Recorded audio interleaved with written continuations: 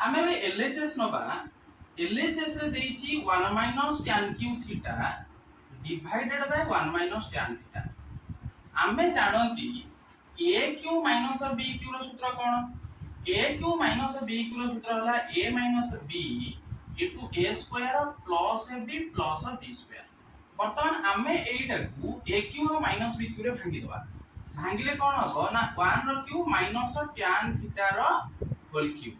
ये तळे रहला 1 - tan थीटा तारे एठी a केते a हला 1 b हला tan थीटा तारे हम सूत्र अनुसार बसे परिबा 1 - tan theta into 1 plus tan theta into 1 जे tan theta plus एटा हला tan square theta divided by 1 - tan theta इले एटा कटि गला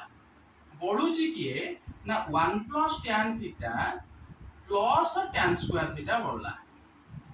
आमे कोन करिबा ना 1 पाखु को tan square theta को नै आसीबा 1 plus tan square theta लिखि परिबा तापर रहिबो tan theta। आमे सूत्र रे जानि जति ट्रिगोनोमेट्री सूत्र रे 1 plus tan square theta रो सूत्र होला sec square theta ताले केते होला sec square theta plus tan theta हे गला आरएचएस फॉर्म।